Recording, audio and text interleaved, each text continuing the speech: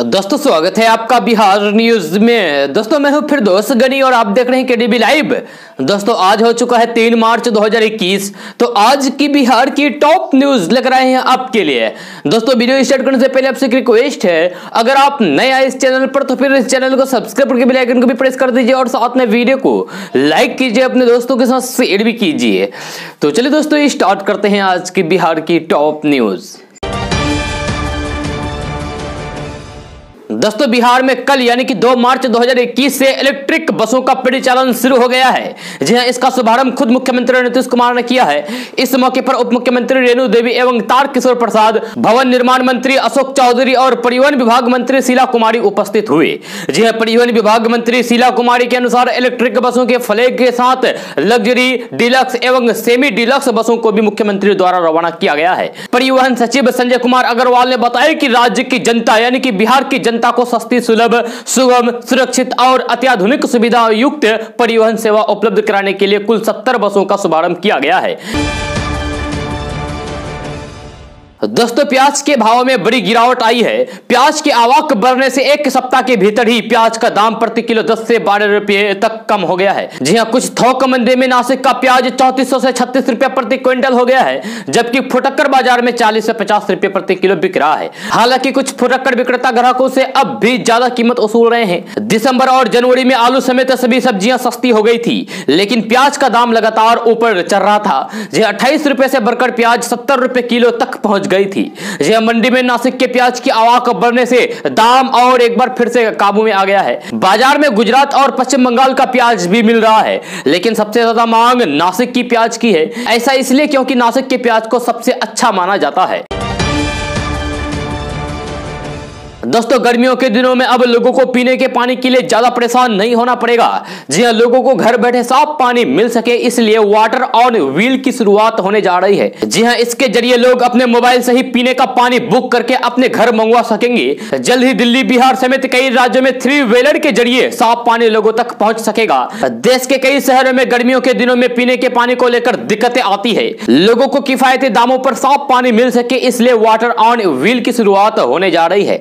दिल्ली, बिहार समेत कई राज्य इस दिशा में काम कर रहे हैं। आने वाले दिनों में वेस्ट दिल्ली और फिर साउथ दिल्ली में इसके जरिए पानी पहुंचाया जाएगा।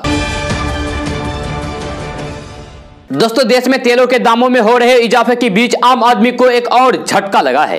जी हां, तेल कंपनियों ने आज रसोई गैस सिलेंडर के दाम फिर से बढ़ा दिए हैं। हफ्ते भर के अंदर दूसरी बार और 1 महीने के अंदर चौथी बार रसोई गैस सिलेंडर की कीमतों में इजाफा हुआ है। बिहार में अभी गैस सिलेंडर का दाम 900 रुपए प्लस हो गया है। पिछले महीने 3 बार में रसोई गैस की कीमत 100 रुपए तक बढ़ चुकी थी। पहले 4 फरवरी को 25 रुपए, फिर 14 फरवरी को 50 रुपए और फिर 25 फरवरी को 25 रुपए की बढ़ोतरी की गई है। जी हां, वही दिसंबर के महीने में 50 रुपए करके 2 बार बढ़ोतरी की गई थी, यानी कि अब तक एलपीजी सिलेंडर के दाम में करीब 200 रुपए का इजाफा हुआ है। आज हुए इजाफे के बाद अब 14 किलोग्राम वाले non subsidy LPG gas cylinder के लिए आपको 25 रुपए और चुकाने होंगे।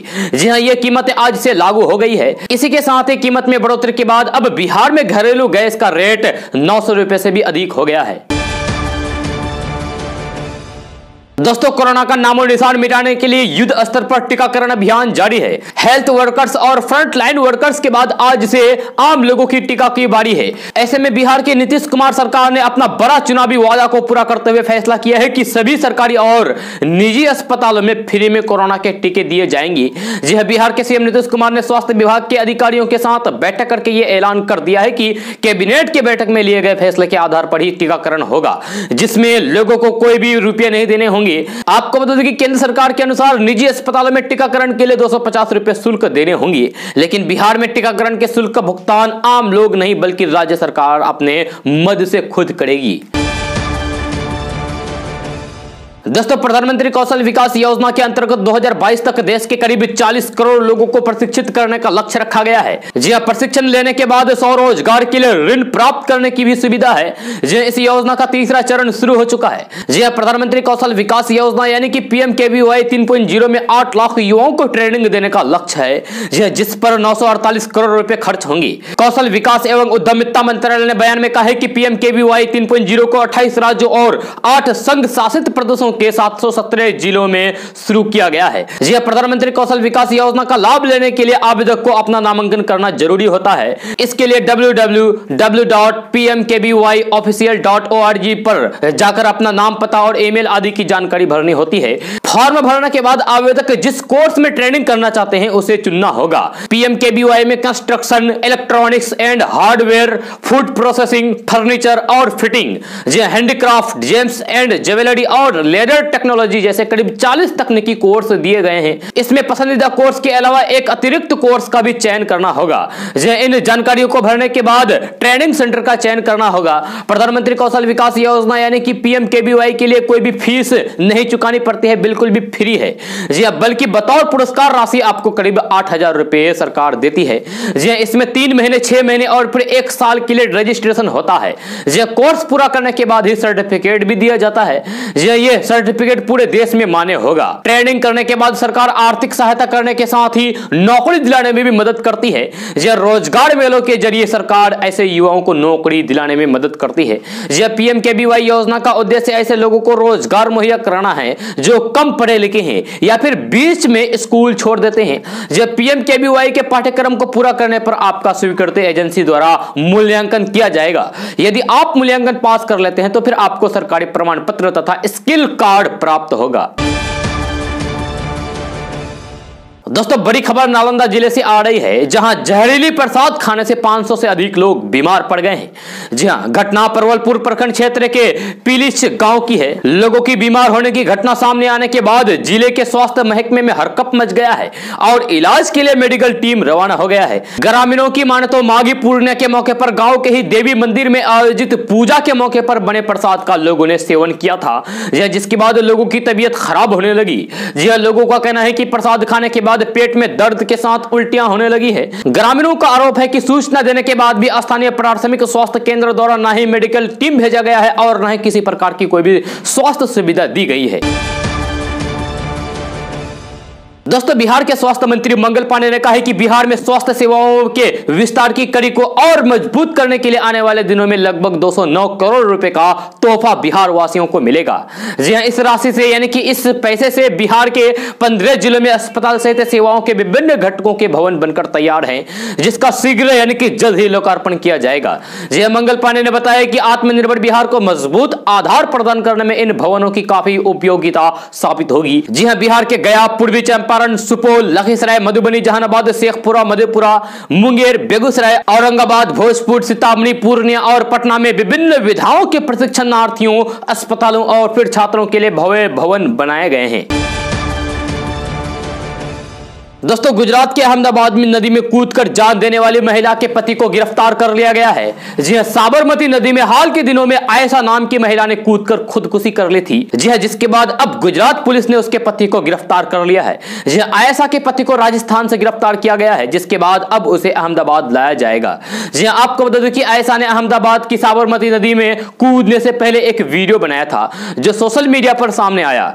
जी हां, अपने अंतिम वीडियो में आयशा ने भावुक तरीके से कहा है कि वे जो भी कुछ कर रही है अपनी मर्जी से कर रही है। आयशा की जान जाने के बाद पता चला था कि यह मामला दहेज उत्पीड़न का था। जी हां, आयशा की शादी राजस्थान के आरिफ से 2018 में हुई थी, लेकिन उसे लगातार दहेज के नाम पर प्रताड़ित किया जा रहा था। आयशा के पिता के मुताबिक उन्होंने ससुराल वालों को कुछ पैसे भी दिए, लेकिन डिमांड लगातार बढ़ता ही चला गया। जी हां, ऐसे में कुछ वक्त पहले ही आयशा अहमदाबाद आ गई थी और जब पति से उनसे कोई भी संपर्क नहीं हुआ तो उसने ये कदम उठाने के लिए सोचा।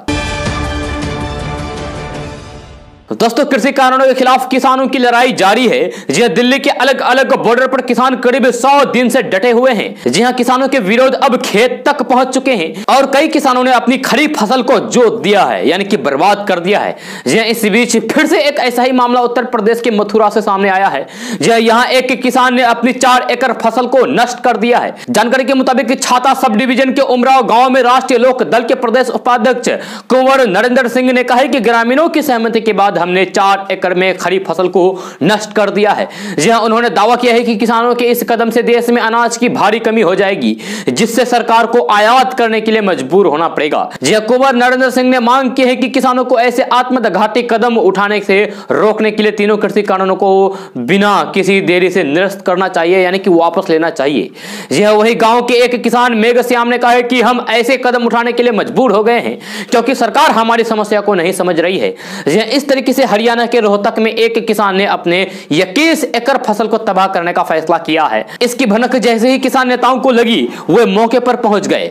जी हां, नेताओं ने किसानों के फसल को बर्बाद न करने की अपील की। जब किसान नहीं माने तो फिर नेता उसके ट्रैक्टर के आगे लेट गए। जी हां, बाद में मान मनोबल के बाद किसान ने अपनी फसल बर्बाद नहीं करने की ठानी। हरियाणा और पंजाब के कई जगहों से ऐसे ही मामले सामने आते रहते हैं। जी हां, जहां दिन चढ़ते ही किसान अपना ट्रैक्टर लेकर खेत में चले जाते हैं और अपनी गेहूं की फसल को नष्ट करने लगे, जिसके बाद किसान नेताओं ने ऐसा न करने की किसानों से अपील की है। दोस्तों, बिहार में भी बसों से सफर करना महंगा होगा। जी, पेट्रोल डीजल की बढ़ती कीमतों को देखते हुए बिहार में 14 मार्च से बसों की सवारी महंगी होने जा रही है। बिहार में चलने वाली तमाम बसों का किराया 14 मार्च की आधी रात से 25% तक बढ़ाने की तैयारी है। जी, मोटर ट्रांसपोर्ट फेडरेशन के अध्यक्ष उदय शंकर सिंह के अनुसार फेडरेशन ने किराया बढ़ाने का फैसला ले लिया है। जी, ट्रक ऑनर एसोसिएशन ने भी किराया बढ़ाने की तैयारी में जुट गई है। जी, बिहार ट्रक ऑनर एसोसिएशन के अध्यक्ष भानु शेखर ने कहा है कि डीजल की बड़ी कीमतों को देखते हुए 20 से 30% किराया बढ़ाने की तैयारी चल रही है। जी, ट्रांसपोर्ट फेडरेशन के अध्यक्ष उदय शंकर सिंह ने बताया कि पिछले 2 सालों में डीजल के दाम 20 रुपए तक बढ़ गए हैं। जी, डीजल के साथ परमिट शुल्क, इंश्योरेंस शुल्क, टैक्स, टोल प्लाजा शुल्क सभी बढ़ाए गए हैं। जी, इसलिए भाड़ा बढ़ाना जरूरी हो गया है। ट्रांसपोर्ट फेडरेशन के अनुसार 14 मार्च की आधी रात से 25% किराया बढ़ाने की तैयारी में जुट गया है। दोस्तों, कटिहार जिले में सेना भर्ती की बहाली को लेकर जिला प्रशासन पूरी तैयारी में जुट गया है। जी, तैयारी को लेकर कई लेवल पर मीटिंग की जा चुकी है, जिससे आगे अभ्यर्थियों को किसी भी तरीके की परेशानी ना हो। कोरोना खतरा अब भी बरकरार है, जिसके अनुसार ही पूरी प्रक्रिया चलेगी। जी, बहाली को लेकर करीब 22 जिले से अभ्यर्थी कटिहार आएंगे। कार्यक्रम का ब्यौरा देते हुए कटिहार के एसडीपीओ अमरकांत झा ने बताया कि जिले में भर्ती प्रक्रिया 2 मार्च से 27 मार्च तक चलेगी, जिसे लेकर जिला पदाधिकारी ने कई बैठकें करके चीजों को सुनिश्चित किया है। दोस्तों, होली के त्योहार नजदीक आते ही दूसरे राज्यों से बिहार लौटने वाले लोग रेल टिकट को लेकर परेशान होने लगे हैं। जी, बुकिंग खुलते ही सभी ट्रेनें हाउसफुल हो चुकी है। लंबी दूरी की किसी भी ट्रेन कोई भी आरक्षित बर्थ उपलब्ध नहीं है। जी, सभी ट्रेनों में वेटिंग लिस्ट लंबी हो गई है। जिन यात्रियों को किसी भी ट्रेन में आरक्षित टिकट नहीं मिले हैं, वे अब स्पेशल ट्रेन की आस में लगे हुए हैं। जी, रेलवे की ओर से होली स्पेशल ट्रेन के बारे में अभी तक कोई भी सूचना नहीं प्रसारित की गई है। इसके कारण ऐसे यात्रियों को काफी परेशानी का सामना करना पड़ रहा है। जो इस बार होली मार्च के अंतिम सप्ताह में है। दिल्ली, मुंबई, बेंगलुरु, चेन्नई, भुवनेश्वर, हावड़ा, रांची, हैदराबाद आदि शहरों से बिहार आने वाले सभी ट्रेन हाउसफुल हो चुकी है। हालांकि यह तय माना जा रहा है कि रेलवे कुछ होली स्पेशल ट्रेन चलाएगा, इससे ही बिहार के लोगों को राहत मिल सकती है। हालांकि स्पेशल ट्रेनों की घोषणा में देरी की एक वजह महाराष्ट्र में सामने आई कोरोना की नई स्ट्रेन भी हो सकती है। दोस्तों, मार्च में बढ़ती गर्मी के साथ अगर आपने अभी अलमारियों और बक्सों से गर्मी के कपड़े निकालना शुरू कर दिए हैं तो अच्छा है। जी हाँ, क्योंकि अगर आप गर्मी के लिए नए कपड़े खरीदने की तैयारी कर रहे हैं, सोच रहे हैं, तो फिर आपको इसके लिए थोड़ी ज्यादा जेब ढीली करनी पड़ सकती है, क्योंकि गर्मियों के कपड़ों के दाम बढ़ने वाले हैं। जी हाँ, दरअसल कपड़ा उद्योग के लिए धागा और कच्चा माल काफी महंगा हो गया है, जिसका असर टी शर्ट, डेनिम, कॉटन के कपड़ों पर दिख सकता है। जी हाँ, मौसम विभाग का कहना है कि इस बार मार्च से मई तक गर्मी तेज होगी। मौसम विभाग के मुताबिक आने वाले ग्रीष्म काल में यानी कि मार्च से मई तक उत्तर, पश्चिमोत्तर और फिर पूर्वोत्तर भारत के ज्यादातर हिस्सों और फिर मध्य भारत के पूर्व और फिर पश्चिमी भागों में कुछ हिस्सा और उत्तरी प्रायद्वीप के तटीय हिस्सों में अधिकतम तापमान सामान्य से ज्यादा रहने की आशंका जताई गई है। दोस्तों, आज के वर्तमान समय में हर कोई पक्का का घर बनाने के लिए काफी उत्सुक रहता है, जिसके लिए जमीन की जरूरत भी पड़ती है। ऐसे में कई बार फ्लैट या फिर जमीन खरीदते समय धोखा भी हो जाता है, क्योंकि सही जानकारी नहीं होने पर अक्सर लोग जल्दबाजी में गलती कर बैठते हैं। आज हम आपको जमीन और फिर फ्लैट की फर्जी रजिस्ट्री से कैसे बचना है इसके बारे में बताएंगे, तो फिर ध्यान से आप इस वीडियो को देखिए। तो सबसे पहले आपको बता दूं कि यदि आप किसी बिल्डर से जमीन खरीदते हैं तो फिर बिल्डर की जांच रेरा की आधिकारिक वेबसाइट पर जाकर जरूर करें। लें ताकि किसी भी तरीके की कोई भी परेशानी से आप बच सके। जमीन या फिर फ्लैट खरीदते समय ऑनलाइन उसके बारे में आप सब कुछ सही तरीके से जरूर जानकारी हासिल कर लें। अगर कोई जमीन ब्रोकर या फिर बिल्डर रजिस्ट्री ऑफिस में ना बुलाकर कहीं और रजिस्ट्री कराने की बात कर रहे हैं तो फिर आप सावधान रहें। जमीन की रजिस्ट्री हमेशा रजिस्टर्ड के ऑफिस में ही कराएं, किसी भी एजेंट को जमीन रजिस्ट्री के लिए ना पकड़ें। दोस्तों, पश्चिम बंगाल के विधानसभा चुनाव में राजद अपने प्रत्याशी नहीं उतारेगा। जी हां, पार्टी ने वहां तृणमूल कांग्रेस के समर्थन का निर्णय लिया है। जी हां, नेता प्रतिपक्ष तेजस्वी यादव ने सोमवार को कोलकाता में पश्चिम बंगाल के मुख्यमंत्री और टीएमसी प्रमुख ममता बनर्जी से मुलाकात की थी। जी हां, उन्हें समर्थन देने की घोषणा की है। जी हां, तेजस्वी यादव ने उन्हें समर्थन देने की घोषणा की है। जी हां, पार्टी शुरुआत से ही यहां टीएमसी के साथ चुनाव लड़ने का मन बनाए हुए थे। जी हां, मगर इस पर बात नहीं बन सकी। राजद ने पश्चिम बंगाल में बिहार के इतर राजनीतिक दोस्त चुने हैं। बिहार में पार्टी ने कांग्रेस और फिर वाम दलों संग मिलकर चुनाव लड़ा था, मगर पार्टी बंगाल में कांग्रेस और फिर लेफ्ट गठबंधन का हिस्सा नहीं बनी। जी हालांकि वाम दल चाहते थे कि राजद उनके साथ आए, मगर राजद का सुझाव शुरुआत से ही टीएमसी की ओर ही थी। जी तेजस्वी यादव ने सोमवार को ममता बनर्जी से पहले उनके भतीजे अभिषेक बनर्जी से मुलाकात करके बंगाल के राजनीतिक हालात पर चर्चा की। जी सूत्रों की माने तो टीएमसी के समर्थन का फैसला राजद सुप्रीमो लालू प्रसाद यादव के स्तर से लिया गया है। जी बंगाल में ममता बनर्जी को बिना शर्त समर्थन दिए जाने के बारे में पार्टी की ओर से विज्ञप्ति जारी करके जानकारी दी है।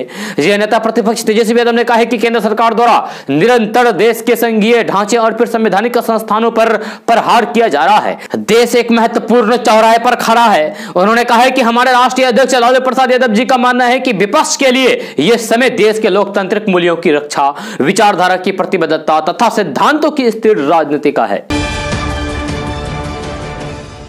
दोस्तों, बिहार के पंचायत चुनाव को लेकर निर्वाचन आयोग ने गाइडलाइंस जारी कर दिया है। जी साथ ही इसको लेकर जिला अधिकारी को पत्र भी दिया गया है। जी चुनाव आयोग के मुताबिक मतदान सुबह 7 बजे से शाम 5 बजे तक कराया जाएगा, जबकि मतगणना सुबह 8 बजे से शुरू होगी।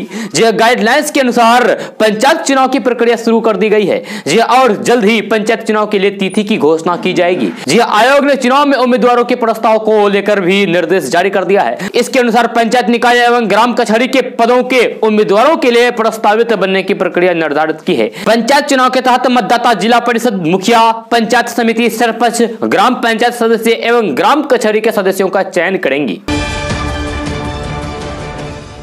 दोस्तों, बिहार में मौसम की स्थिति लगातार गर्म बनी हुई है। जी हां, मौसम विज्ञान केंद्र के अनुसार अगले एक पखवाड़े तक विभिन्न शहरों का पारा 32 से 34 डिग्री सेल्सियस के बीच रहेगा। जी इसी तरीके से न्यूनतम तापमान 14 से 16 डिग्री के बीच रहने के आसार हैं। जी हां, अभी राज्य के अधिकतर शहरों का अधिकतम तापमान 32 से 34 डिग्री सेल्सियस के बीच है, जबकि न्यूनतम तापमान 17 से 20 डिग्री के बीच है। जी अधिकतम और न्यूनतम तापमान के बीच 4 से 5 डिग्री का फर्क रहने की वजह से इतनी गर्मी महसूस हो रही है। जी सोमवार को भी राज्य के अधिकतर शहरों का तापमान सामान्य से 4 से 5 डिग्री तक अधिक रहा। हालांकि मौसम विज्ञान केंद्र पटना के निदेशक विवेक कुमार सिंह ने कहा है कि पारे में फिलहाल इससे ज्यादा बढ़ने के आसार नहीं है। लगातार 5वें दिन सूरज के तेवर थोड़े तल्ख रहे। जी हां, कई जगहों पर 18 किलोमीटर प्रति घंटे की रफ्तार से पछुआ हवा बहती रही। जी हां, ग्रामीण और फिर कई शहरी इलाकों में दोपहर में धूल भरी आंधी से लोग परेशान रहे। जी हां, पटना, गया, भागलपुर, पूर्णिया और मुजफ्फरपुर में लोगों ने गर्मी झेली। रात में भी न्यूनतम तापमान के सामान्य से अधिक ऊपर रहने से लोग परेशान रहे। सुबह में शुष्क प्रवाह का हवा जारी है, जिससे नमी की मात्रा लगातार कम हो रही है। सीमांचल, मिथिलांचल समेत पटना में भी शाम आर्द्रता 38% रहा, जबकि गया में यह 33%। गया में अधिकतम तापमान में पिछले 24 घंटे में 2 डिग्री की गिरावट दर्ज की गई है। मौसमविदों का कहना है कि आने वाले दिनों में आंधी तूफान की स्थिति आने पर उच्च ताप से राहत मिलने के आसार हैं, लेकिन न्यूनतम तापमान सामान्य से 1 से 2 डिग्री तक ऊपर रहेगा। दोस्तों, उद्योग मंत्री शाहनवाज हुसैन ने कहा है कि बिहार एथेनॉल का हब बनेगा। अब न केवल चीनी से बल्कि मक्का, चावल के टुकड़ों से भी इथेनॉल का उत्पादन होगा। कई प्रस्ताव आए हैं और सरकार जल्द ही निवेशकों को जमीन उपलब्ध कराएगी। जी उद्योग मंत्री शाहनवाज हुसैन ने कहा है कि यूपीए सरकार ने एथेनॉल के लिए केवल चीनी मिलों को ही अनुमति दी थी। मोदी सरकार ने यह बाध्यता समाप्त कर दी है। अब मक्का, चावल से एथेनॉल उत्पादन का रास्ता साफ हो गया है। दोस्तों बिहार के शहरों को कचरे के उन ऊंचे ऊंचे ढेरों से मुक्ति मिलेगी जो सालों से भर भर कर पहाड़ बन चुके हैं। जी हां, राजधानी पटना से इसकी शुरुआत की जा रही है। जी हां, राज्य में यानी कि बिहार में सबसे पहले विरासत कचरे के ट्रीटमेंट का काम पटना से शुरू होने जा रहा है। जी हां, इसके लिए एजेंसी चयन की प्रक्रिया शुरू हो चुकी है। पटना के बाद मुजफ्फरपुर में विरासत के कचरे के ट्रीटमेंट का काम शुरू होगा। नेशनल ग्रीन ट्रिब्यूनल विरासत कचरे को लेकर बेहद गंभीर है। जी हां, ट्रिब्यूनल का आदेश है कि सभी शहरी निकाय अपने यहां सॉलिड वेस्ट मैनेजमेंट रूल्स 2016 का सख्ती से पालन सुनिश्चित कराएं। यहां नियमावली कचरा और फिर मलबा प्रबंधन से जुड़ी है। जी हां, राज्य के शहरी निकायों की बात करें तो इस दिशा में काम तो शुरू हुआ है मगर मंजिल अभी काफी दूर है। किसी भी शहर में कचरा प्रबंधन की उचित व्यवस्था न होने के कारण कूड़े के बड़े बड़े ढेर लग गए हैं। जी हां, सालों या फिर यूं कहें कि दशकों से लग रहे इन ढेरों को विरासत कचरा नाम दिया गया है। दोस्तों फरवरी में अप्रैल जैसी गर्मी ने एक बार फिर से गेहूं उत्पादक किसानों को परेशान कर दिया है। इस बीच एक सप्ताह को छोड़ दे तो फिर गेहूं के लिए इस साल मौसम बहुत अच्छा रहा, लेकिन जब फलने का समय आया तो फिर मौसम ने दगा दे दिया। जी हां, अभी अधिकतम तापमान 20 डिग्री से नीचे रहना चाहिए जो कि बढ़कर 30 डिग्री से ऊपर चला गया। जी हां, बिहार में मौसम के हर महीने बदलते रंग ने साबित कर दिया है कि सरकार की मौसम अनुकूल खेती योजना को ही किसानों को अपनाना पड़ेगा। इस योजना के तहत राज्य में जहां भी खेती हुई है वहां की गेहूं फसल अच्छी है और अब पकने भी लगी है। लिहाजा फरवरी में बढ़ती गर्मी भी उस फसल को नुकसान नहीं पहुंचा पाएगी। उन खेतों में गेहूं की बुआई नवंबर के पहले सप्ताह में ही हो गई थी। दोस्तों बिहार में ड्राइविंग लाइसेंस जारी करने का नियम जल्द ही बदल जाएगा। जी हां, बदले नियम में MVI के सामने टेस्ट नहीं होंगे। राज्य में खुलने वाले ड्राइविंग ट्रेनिंग स्कूल से ही प्रमाण पत्र लेना काफी होगा। जी हां, उसी के आधार पर चालकों को ड्राइविंग लाइसेंस मिल जाएगा। जी हां, हाल ही में परिवहन सचिव संजय कुमार अग्रवाल ने विभागीय अधिकारियों के साथ वीडियो कॉन्फ्रेंस की थी। इसमें उन्होंने साफ कह दिया है कि अब ड्राइविंग लाइसेंस के लिए खुलने वाले ड्राइविंग ट्रेनिंग स्कूल से ही प्रमाण पत्र लेना काफी होगा। आवेदकों को MVI के सामने जांच प्रक्रिया से गुजरने की कोई जरूरत नहीं होगी। क्योंकि राज्य में खुलने वाले 61 प्राइवेट ड्राइविंग ट्रेनिंग स्कूल की प्रक्रिया अंतिम चरण में है। जी जल्द ही विभाग की ओर से इस सब को लेकर आदेश भी जारी कर दिए जाएंगे। जी विभाग इस प्रस्ताव पर फिलहाल काम कर रहा है। बिहार में अभी ड्राइविंग लाइसेंस के लिए ऑनलाइन आवेदन के बाद लर्निंग लाइसेंस दिया जाता है। अंतिम तौर पर लाइसेंस देने के पहले आवेदकों को गाड़ी चलाने के लिए टेस्ट देना होता है। दोस्तों लोजपा के अध्यक्ष चिराग पासवान के सितारे इन दिनों ठीक नहीं चल रहे हैं। जब बिहार विधानसभा चुनाव अकेले लड़ने की घोषणा के बाद से ही पार्टी में अंदरूनी तौर पर उठक पटक जारी थी। विधानसभा चुनाव में पार्टी को मिली करारी हार के बाद उन्हें अब तक कई झटके लग चुके हैं। पिछले कुछ दिनों से पार्टी के कई नेता लोजपा का दामन छोड़कर अन्य पार्टियों में शामिल हो रहे हैं। फिलहाल उनके लिए बड़ा झटका है कि उनके पार्टी के 200 कार्यकर्ता और पदाधिकारी लोजपा छोड़कर भाजपा में शामिल हो गए। जब पश्चिमी चंपारण में बीजेपी के प्रदेश अध्यक्ष संजय जायसवाल एक कार्यक्रम में लोजपा के 200 से अधिक कार्यकर्ता और पदाधिकारियों को बीजेपी की सदस्यता दिलाएंगे। इससे पहले विधानसभा चुनाव के पहले भी टिकट बंटवारे को लेकर जिले के 30 कार्यकर्ताओं ने पार्टी के से इस्तीफा दे दिया था। दोस्तों तेलंगाना के एक किसान ने खेती के प्रति लगन, नई सोच और प्रयोग धार्मिकता का उदाहरण पेश किया है। जो उन्होंने चावल की ऐसी किस्म की खोज की है जिसमें खाने के लिए उसे पकाए जाने की कोई भी जरूरत नहीं होगी।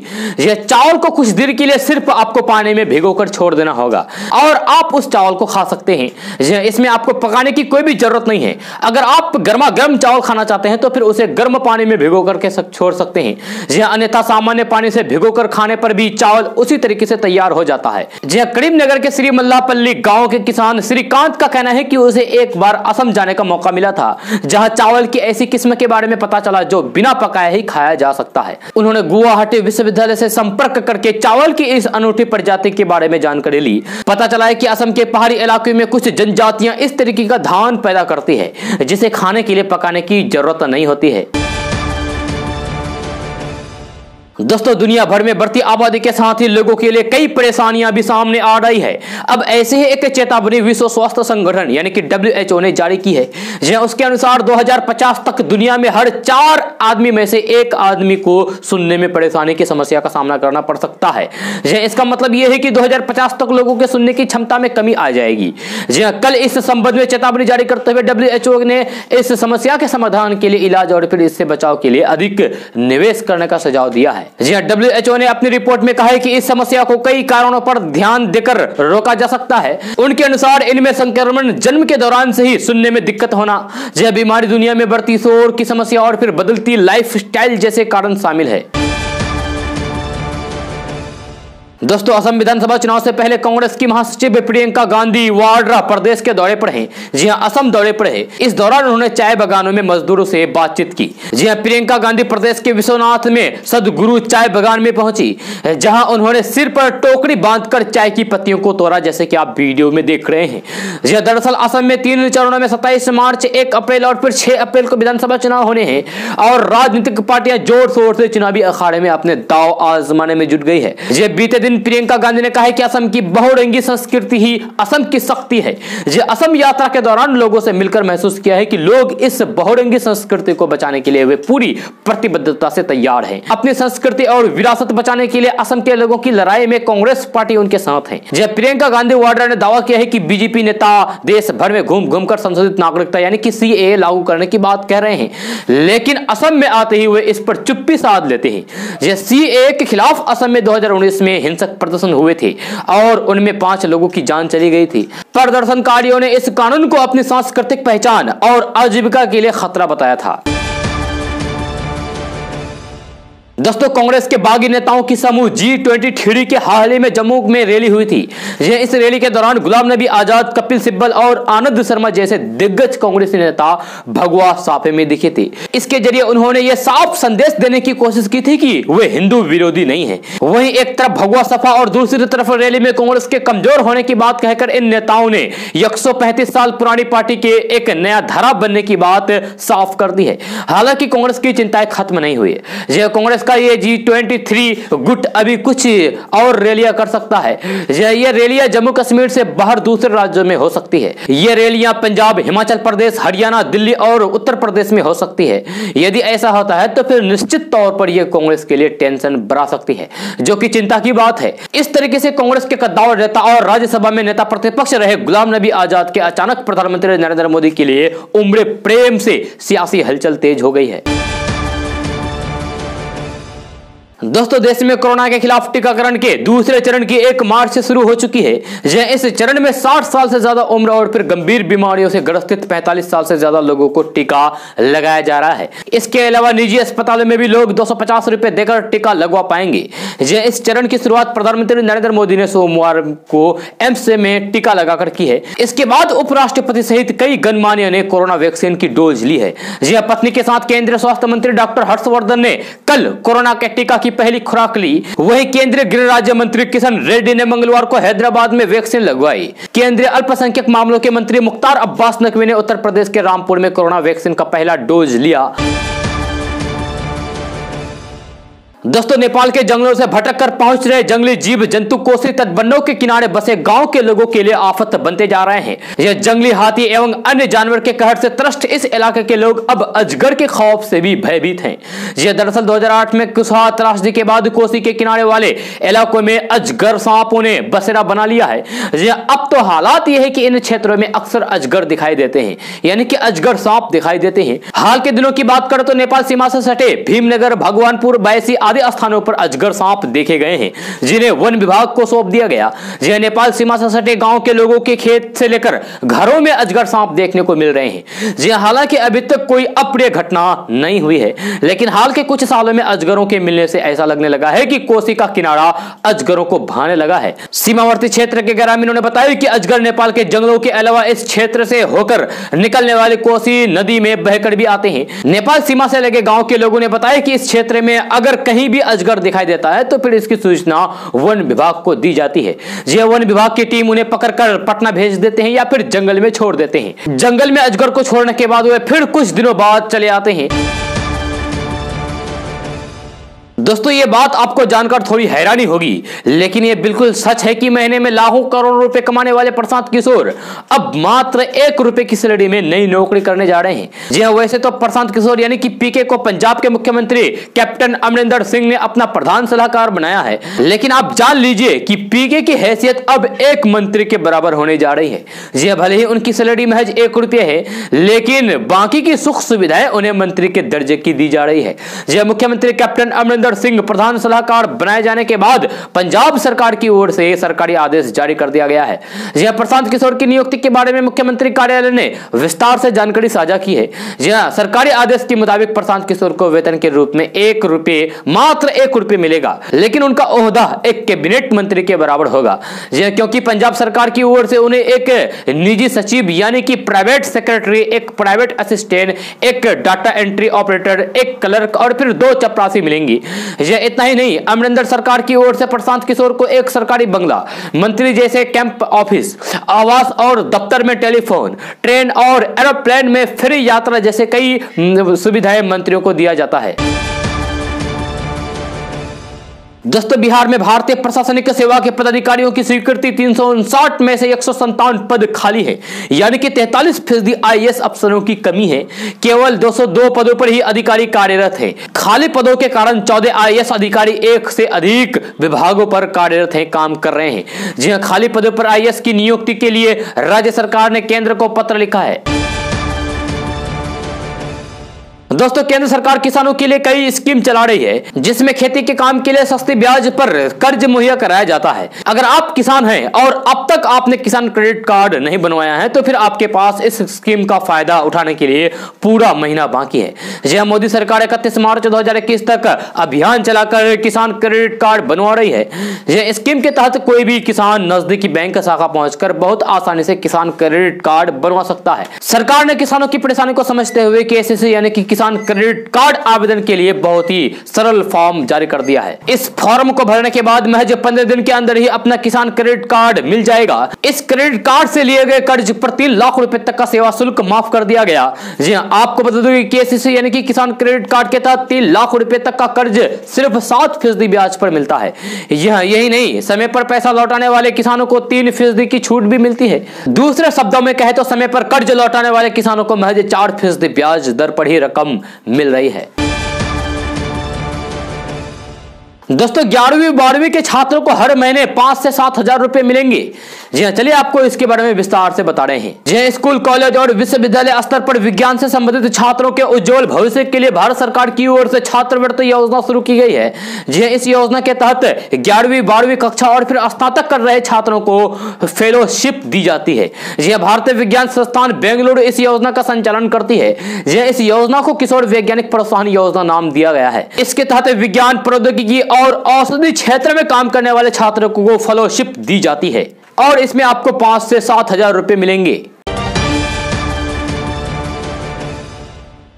दोस्तों, आज का न्यूज़ बस यहाँ तक। कैसा लगा जरूर अपना सुझाव दीजिएगा नीचे कमेंट बॉक्स में कमेंट करके। अगर आप नए आए इस चैनल पर तो फिर चैनल को सब्सक्राइब करके बेल आइकन को भी प्रेस कर दीजिए और साथ में वीडियो को लाइक कीजिए, अपने दोस्तों के साथ शेयर भी कीजिए।